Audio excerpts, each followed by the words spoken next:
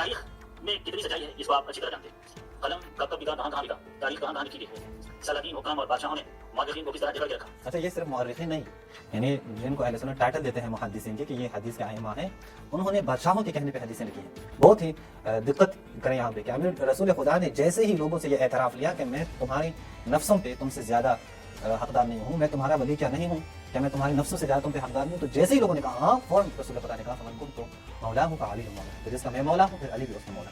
اعوذ باللہ من الشیطان الرجیم, بسم اللہ الرحمن الرحیم, السلام علیکم ورحمۃ اللہ وبرکاتہ. ناظرین یہ کلپ آپ سماعت فرمائیں انشاءاللہ, پھر آپ سے اس کلپ کے حوالے سے بات کر لیتے ہیں کہ عید غدیر کے حوالے سے یہ شخص کیا فرماتے ہیں. کہ عید غدیر کی تاریخی حیثیت آپ نے کن سے پوچھی تو انہوں نے آپ کو بتا دی. انہوں نے فرمایا کہ اس دن روزہ رکھنا چاہیے. نبی کریم علیہ السلام نے جس دن اعلان فرمایا خود روزہ نہیں رکھا. کہتے ہیں نبی کریم نے جس دن اعلان فرمایا خود روزہ نہیں رکھا. تو نبی کریم نے تو جو آپ کے ہاں غزوہ ہند ہے وغیرہ ان کے بارے میں بھی باتیں کی ہیں, تو کیا خود غزوہ ہند پہ گئے ہیں؟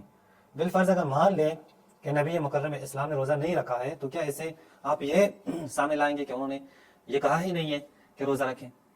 یہ بات تو بڑی عجیب سے ہو گئی. حالانکہ آپ کی اپنی کتابوں میں اب اگر دیکھیں تو آپ کو اندازہ ہو جائے گا کہ آپ کی بات کی کوئی حیثیت جو ہے وہ نہیں ہے. اس کی وجہ یہ ہے, میں ابھی آپ کی کتاب سے ہی دکھا دیتا ہوں, اور اس کی سند بھی ایسی نہیں ہے کہ سند کے اوپر کوئی کلام ہو, نہیں, سند بھی ٹھیک ہے اور صحیح سندوں کے ساتھ, یعنی معتبر سندوں کے ساتھ آپ کے سامنے میں رکھتا ہوں کہ یہاں پہ آپ ہی کی کتابوں میں موجود ہیں کہ اس دن جو ہے وہ کتنا جو ہے وہ, یہ تاریخ مدینہ دمشق ہے, یہ دیکھیں آپ کی کتاب ہے, یہ سنیوں کی کتاب ہے, اہل سنت کی کتاب ہے.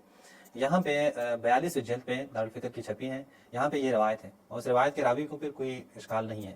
یہاں پہ آپ دیکھیں یہ روایت کن سے ہے, جناب ابو ہریرہ سے یہ روایت ہے. جناب ابو ہریرہ کیا کہتے ہیں, کیا فرماتے ہیں؟ وہ فرماتے ہیں من صام یوم 18 من ذی الحجہ, جو ذی الحجہ کے 18 تاریخ یعنی عید غدیر کے دن جو روزہ رکھے, کتب لہ صیام 60 شہرا, اس کے لیے 60 مہینوں کا ثواب جو ہے اس کے لیے لکھا جاتا ہے. ویوم غدیر خم, یہ غدیر خم کا دن ہے.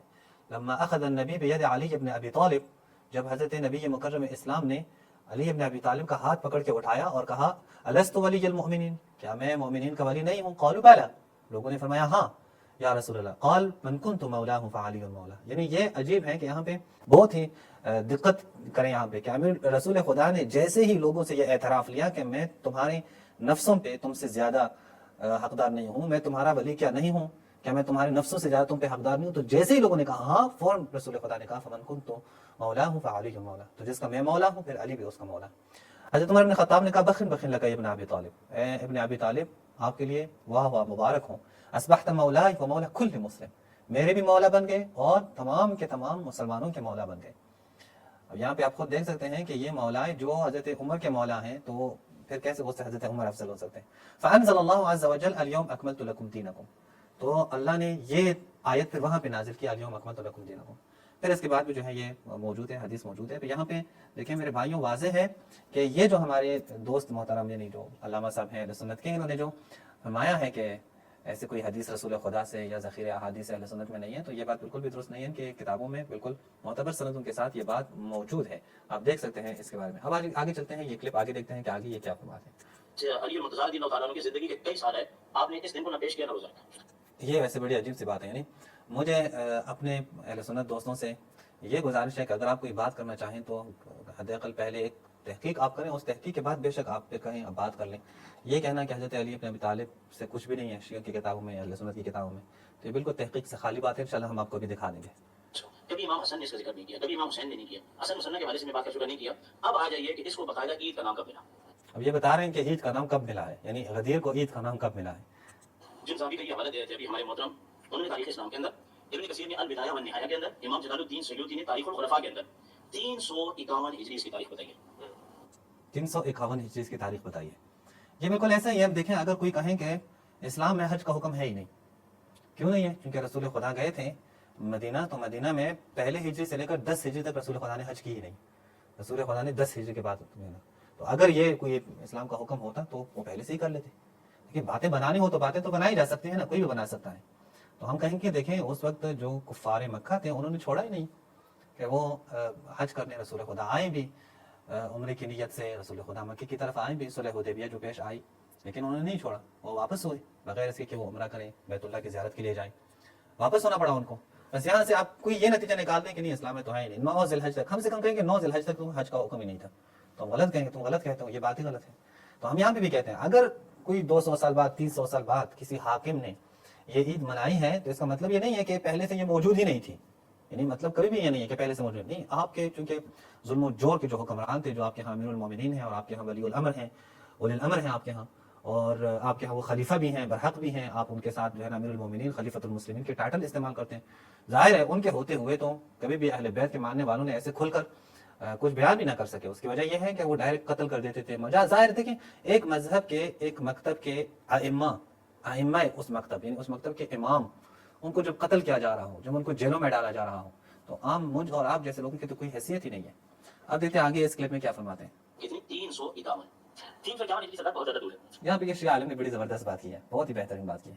تاریخ میں کتنی سچائی ہے اس کو آپ اچھی طرح جانتے ہیں۔ قلم کب کب بکا، کہاں کہاں بکا، تاریخ کہاں کہاں لکھی گئی ہے، سلاطین حکام اور بادشاہوں نے مؤرخین کو کس طرح جگڑ کے رکھا۔ اچھا یہ صرف مؤرخین نہیں، علامہ صاحب کی خدمت میں علامہ صاحب نے بڑی اچھی بات کی ہے، مؤرخین ہی نہیں محدثین، یعنی جن کو اہل سنت ٹائٹل دیتے ہیں محدثین کے کہ یہ حدیث کے ائمہ ہیں، انہوں نے بادشاہوں کے کہنے پہ حدیثیں لکھی ہیں، اور ان کی کتابیں آپ اٹھائیں، ان کی کتابیں گواہ ہیں، ان کی کتابیں شہادت دیتی ہیں کہ یہ بادشاہ کی خوشنودی کے لیے، بادشاہ کو راضی کرنے کے لیے۔ میرے پاس اس کے اوپر دلائل موجود ہیں، میں کوئی ایسی بات نہیں کر رہا کہ جو میں نے پہلے تحقیق نہ کی ہوں۔ اہل سنت کے محدثین کی کتابیں گواہ ہیں کہ یہ حدیث کی کتابیں انہوں نے بادشاہوں کو خوش کرنے کے لیے لکھی ہیں۔ تو صرف راوی نہیں، یعنی صرف مؤرخین نہیں بلکہ محدثین، وہ بھی بادشاہوں کو خوش کرنے کے لیے یہ کام کرتے تھے۔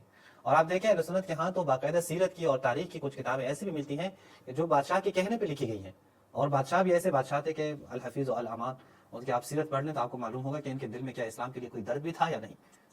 حقائق بیان کرنے کی کتنی اجازت تھی، آل محمد کی عظمت اور فضیلت کو بیان کرنے کی کتنی اجازت تھی، احادیث کو صحیح طریقے سے بیان کرنے کی کتنی اجازت تھی، اس کو ذرا جا کر اچھے طریقے سے کھنگا لیجیے۔ کتنا عرصہ تک تو تاریخ بیان کرنے پر پابندی رہی ہے، کتنا عرصہ تک روایت بیان کرنے پر پابندی رہی ہے، کتنا عرصہ تک حدیث بیان کرنے پر پابندی رہی ہے۔ میں حوالہ دے رہا ہوں امام جعفر صادق علیہ السلام کا، امام جعفر صادق علیہ السلام کی ان کی ولادت 83 ہجری میں۔ یہ علامہ صاحب نے حوالہ دیا کہ امام جعفر صادق علیہ السلام چونکہ 148 ہجری میں ان کی شہادت ہے، 148 ہجری میں، اور 83 ہجری میں ان کی ولادت ہے، تو کہ امام جعفر صادق علیہ السلام فرماتے ہیں یہ عید کا دن ہے۔ آپ کہاں سے آئے ہیں؟ آپ کہہ رہے ہیں 351 ہجری 351 ہجری، جب 83 ہجری میں جن کی ولادت ہوئی ہے وہ فرماتے ہیں، وہ امام جعفر صادق علیہ السلام امام باقر کے بیٹے ہیں، جب وہ فرماتے ہیں تو یہ بعد 300 والی کہانی تو بالکل یہ کہانی ہی ہے، یہ کہانی کے سوا کچھ بھی نہیں ہے کہ آپ کہیں کہ سب سے پہلی دفعہ یہاں پہ ہی عید منائی گئی ہے۔ اور وہ فرزند ہیں امام محمد باقر علیہ السلام کے جو ہمارے 5ویں امام، اور وہ بیٹے ہمارے 4تھے امام امام زین العابدین علیہ السلام کے، اور وہ بیٹے ہمارے 3رے امام امام حسین علیہ السلام کے، اور وہ بیٹے ہمارے پہلے امام امام علی علیہ السلام کے۔ تو علی علیہ السلام پیغمبر اکرم کے نسل کے ہیں، حسنین کریمین اصل رسول کے ہیں، تو ہمارا سلسلہ پیغمبر اکرم کے ساتھ جا کر مربوط ہو رہا ہے۔ یہاں تو بیٹا باپ سے لے رہا ہے، باپ اپنے باپ سے لے رہا ہے، اور اس طریقے سے جا کر رسول اللہ پہلے رسول سے بغیر فاصلے کے، کوئی غیر معصوم بیچ میں نہیں ہے، کوئی باہر کا نہیں ہے، کوئی غیر نہیں ہے۔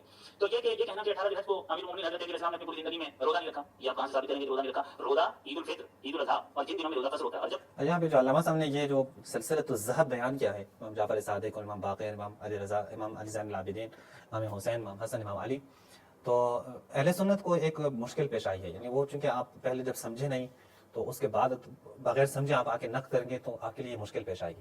مثلا آپ نے بھی سنا ہوگا اہل سنت کہتے ہیں نہیں ان کی کتابوں میں تو رسول کی احادیث کم، امام جعفر صادق کی زیادہ ہے، یہ باتیں یہ لوگ کرتے ہیں۔ حالانکہ امام جعفر صادق علیہ السلام نے اس وقت اس مسئلے کو حل کیا تھا کہ نہیں ایسے نہیں ہے، وہ خود فرماتے ہیں ہمارے پاس کئی احادیث اس کے اوپر موجود ہیں، امام علیہ السلام کی حدیث کافی میں بھی موجود ہے، تو کافی کی حدیث ہے، اس میں امام فرماتے ہیں حدیث ہی حدیث و ابی، میں جو حدیث تمہیں بیان کرتا ہوں یہ میری نہیں ہے، میرے باپ نے مجھے سنائی ہے، حدیث و ابی حدیث و جدی، میرے والد کی احادیث ہیں وہ میرے جد کی احادیث ہیں، یعنی امام زین العابدین کی حدیث و جدی حدیث الحسین، اور جو میرے جد کی حدیث ہیں وہ امام حسین کی حدیث ہیں، وہ حدیث الحسین حدیث الحسن حدیث الحسن حدیث علی حدیث علی حدیث رسول اللہ، اور جو مولا علی کی روایت ہیں حدیث ہیں وہ رسول اللہ کی احادیث ہیں۔ پھر امام فرماتے ہیں وہ حدیث رسول اللہ حدیث جبرائیل، اور رسول خدا بھی اپنی طرف سے بیان نہیں کرتے، جبرائیل آ کے بتاتے ہیں، وہ حدیث جبرائیل قول اللہ عز و جل، اور جو جبرائیل علیہ السلام بیان کرتے ہیں وہ بھی کہیں اور سے نہیں لگاتے بلکہ قول اللہ عز و جل، اللہ کا قول ہوتے ہیں، اللہ کی بات ہوتی ہے، وہ آ کے رسول کو فرماتے ہیں، بتاتے ہیں۔ بس یہ جو ہمارے کتب میں جو احادیث ہیں جو امام جعفر صادق سے ہوں، امام محمد باقر سے، امام زین العابدین، کسی دیگر امام سے، یہ دراصل احادیث نبویہ ہے، یہ نبی مکرم اسلام کی احادیث ہیں، یہ ائمہ نے اپنی طرف سے، نعوذ باللہ وہ معصوم ہے، اپنی طرف سے یہ الفاظ ہی استعمال کرنا درست نہیں ہے۔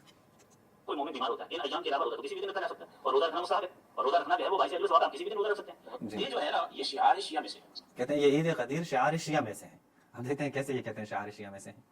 اچھا شعار شیعہ میں سے سنت رسول ہے، سنت اصحاب نہیں سنت رسول ہے، اس میں تو وہ سرکار دو علیہ وسلم سے اعلان فرمایا، سوری علم میں خراشیں آ رہی ہیں، سرکار اچھا ابھی تک انہوں نے کہا تھا کہ یہ 351 ہجری کی بات ہے کہ 351 میں سب سے پہلی دفعہ وہ عید غدیر منائی گئی۔ جب شیعہ عالم نے امام جعفر صادق علیہ السلام کی حدیث پیش کی تو اب مولانا صاحب جو ہزاروی صاحب ہیں اب ان کا یوٹرن آپ دیکھ لیں۔ صلی اللہ علیہ وسلم نے صرف اعلان فرمایا ہے، آپ علیہ السلام نے اس کو عید کا نام نہیں دیا. کہتے ہیں آپ علیہ السلام نے عید کا نام نہیں دیا. ابھی میں آپ کو بتا دوں کہ عید کا نام دیا ہے, رسول خدا نے دیا ہے.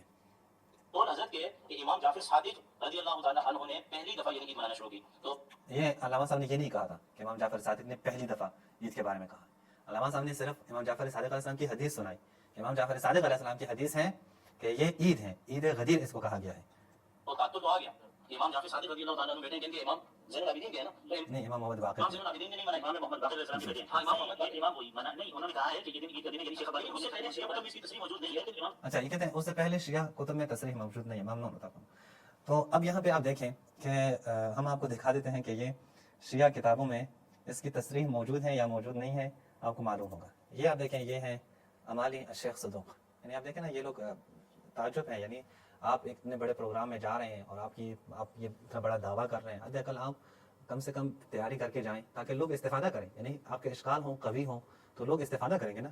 یہ امالی الشیخ صدوق ہے. یہ امالی الشیخ صدوق میں آپ دیکھیں, یہاں پہ حدیث 197 حدیث ہے, رسول خدا سے فرماتے ہیں. امام جعفر صادق کو فرماتے ہیں, نقل کرتے ہیں اپنے والد سے, اور وہ اپنے اسی سلسلۃ الذہب سے یعنی ائمہ سے یہ روایت ہے. اور امام علی علیہ السلام سے وہ کہتے ہیں قال رسول اللہ صلی اللہ علیہ وآلہ, رسول خدا نے فرمایا یوم غدیر خم, غدیر خم کا جو دن ہے افضل اعیاد امتی, یہ میری امت کے افضل ترین عیدوں میں سے ایک یہی ہے. وهو اليوم الذي امرني اللہ, یہ وہی دن ہے کہ جس میں اللہ تعالیٰ نے مجھے حکم دیا ہے کہ میں کیا کروں, بنسب اخی علی ابن ابی طالب علما لامتی, کہ میں علی علیہ الصلوۃ والسلام کو نسب کروں اپنی امت کے لیے, اسے ایک مولا علی کو نسب کروں. یہتدون به من بعدی, اور میرے بعد ہدایت علی علیہ السلام کی وجہ سے یہ لوگ جو ہے نا وہ ہدایت یافتہ ہوں گے. وهو اليوم الذي اكمل الله فيه الدين, یہ وہی دن ہے کہ جس میں اللہ نے اپنے دین کو کامل کیا ہے اور نعمت تمام کی ہے امت پہ. ورضی لهم الاسلام دینا, اور اسلام کو اس امت مسلمہ کے لیے دین قرار دیا. پھر کہا اے لوگوں, علی مجھ سے ہیں, میں علی سے ہوں, علی میرے تینت سے ہی خلق ہو چکے ہیں. هو الامام الخلق بعدی, میرے بعد یہ تمام کے تمام مخلوقات کے امام ہیں. یبین لهم ما اختلفوا فیہ من سنتی, میرے سنت میں اگر یہ اختلاف کریں گے تو کہیں اور نہیں جانا, علی کی طرف جانا. علی حاکم ہوں گے, علی بیان کریں گے کہ رسول کی سنت کیا ہے. وهو امیر المومنین, امیر المومنین یہی ہے, قائد غر المحجلین یہی ہے, یعصوب المؤمنین یہی ہے, خیر الوصیین یہی ہے, زوج سید النساء العالمین یہی ہے, ابو الائمۃ المہدیین یہی ہے. اسی روایت کو بحار الانوار میں, یہ بحار الانوار علامہ مجلسی رحمۃ اللہ علیہ, انہوں نے بھی الرابع والتسعون یعنی 94 جلد پہ, جلد نمبر 94 پہ انہوں نے بھی اسی روایت کو نقل کی ہے. یہ دیکھیں امالی سے رسول اللہ نے فرمایا یوم غدیر خم افضل اعیاد امتی. بس واضح ہوا کہ یہاں پہ جو ہے یہ بات کرنا کہ رسول خدا نے بیان نہیں کی ہے کہ بالکل ہی ایک غلط بات ہے. حتی نہیں فقط رسول خدا, مولا علی سے بھی ہے, مولا علی نے بھی بیان کیا کہ یہ عید کا دن ہے.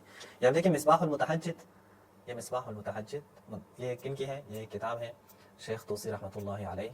مصباح ان کی کتاب کے آپ صفحہ نمبر دیکھ لیں, میں آپ کو دکھاتا ہوں 523 پہ.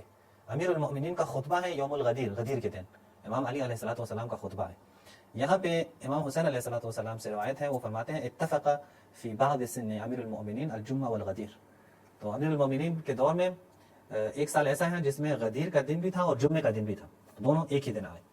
فصعد المنبر, حضرت علی علیہ السلام ممبر پہ گئے اور پھر ایک خطبہ دیا, ایک طولانی خطبہ ہے. یہاں پہ امیر المؤمنین نے یہ خطبے میں کیا فرمایا, ثم ان اللہ تعالی نے جمع لکم معشر المؤمنین, اے مؤمنین آپ لوگوں کے لیے جمع کی ہے فی هذا اليوم, آج کے دن, عیدین عظیمین کبیرین, دو عظیم اور بڑی عیدیں یہ جمع کی ہے, یہ ایک ہی دن ہے.